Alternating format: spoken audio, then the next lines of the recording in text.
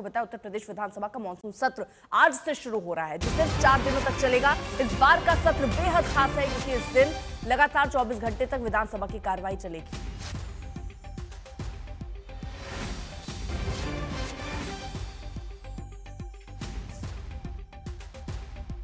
काटे गए, डिलीट किए गए, तो चुनाव आयोग ने नोटिस दिया। नोटिस के जवाब में मैंने 18,000 ऐसे वोट जो डिलीट कर दिए गए थे, 2019 में उन्होंने वोट डाला था, 2022 में डिलीटेड हो गए थे, और जबकि वो वहाँ मौजूद थे। वो 18,000 वोट की हमने सूची दी थी। आज तक चुनाव आयोग ने कोई कार्रवाई नहीं की। कम से कम आज तो बताए कि चुनाव आयोग ने क्या कार्रवाई की है। क्या वो भी जो दोषी थे उनके अधिकारियों के खिलाफ कोई कार्रवाई की गई हो? एक तस्वीर है जिसमें पुलिस का अधिकारी सीधा रिवॉल्वर तान करके रोक रहा है वोटर्स को। रामपुर में जब घटना हुई तब भी हम लोगों ने शिकायत की कि रामपुर में किस तरीके से वोट रोके गए, लोगों को घर से नहीं निकलने दिया। वो वीडियो विजुअल्स हैं सबके पास, लेकिन कोई कार्रवाई नहीं हुई। सरकार बीजेपी की है लखनऊ में, सरकार दिल्ली में बीजेपी की है। हमें उम्मीद है कि कर्नाटका में कम से कम सरकार कांग्रेस की है। ऐसे अधिकारी जिन्होंने वोट चोरी कराई है, वो बीएलओ हों, एसडीएम स्तर के हों, जिलाधिकारी के स्तर के हों, उत्तर प्रदेश में सरकार होती तो हम लोग कार्रवाई करते उन अधिकारियों पे। हमें उम्मीद है कि कांग्रेस पार्टी उन तमाम अधिकारियों के खिलाफ जिन्होंने वोट चोरी करके वोट चोरी में साथ दिया है, उनके खिलाफ कार्रवाई होगी। और जब कभी समाजवादियों की सरकार बनेगी, और हम उम्मीद है कि हम चुनाव आयोग से अपील करते हैं कि कछुए की रफ्तार से न चलें। इधर तो फास्ट ट्रैक बन गए हैं कोर्ट्स, फास्टेस्ट ट्रैक कोर्ट में। हमारे सहयोगी इस वक्त जुड़ चुके हैं, तो यहाँ तेवर तो साफ नजर आ रहे हैं समाजवादी पार्टी के असमर्थ, और हम विरोध प्रदर्शन की तस्वीरें भी देख रहे हैं। 4 दिन का ये सत्र है, एक दिन लगातार 24 घंटे तक विधानसभा की कार्रवाई होगी, लेकिन प्रश्न वही है, क्या सुचारू रूप से चल पाएगा सत्र?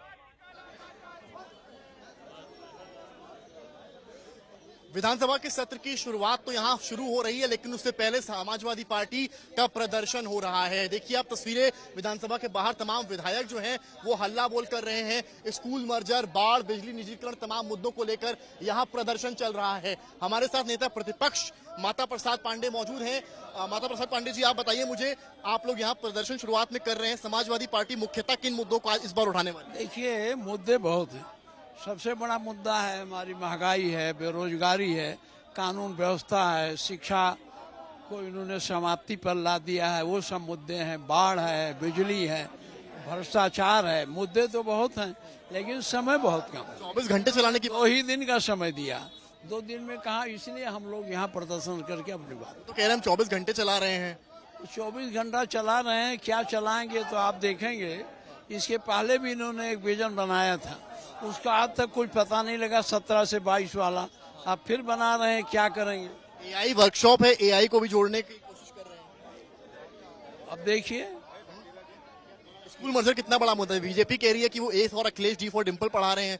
इस किस तरह का विरोध है? देखिए ये नहीं, जब आप कुछ नहीं पढ़ाएंगे तो लोग कुछ ना कुछ तो पढ़ाएंगे ही, और कौन उसमें कोई गलत पढ़ा रहे हैं। आज से आम कहते हैं, आज से अखिलेश कहते हैं, इसमें क्या फर्क हो जाता है। आ का ज्ञान कराना है ना। देखिए माता प्रसाद पांडे नेता प्रतिपक्ष हैं, और तमाम पोस्टर्स भी आप देखिए, कुछ ऐसे भी विधायक यहाँ पर आए हुए हैं जो हाथ में ब्लैक बोर्ड लेकर आए हैं। ये देखिए यहाँ पर ये क्या लिखा है आपने, PDA Pathshala, A for Ambedkar, B for Baba.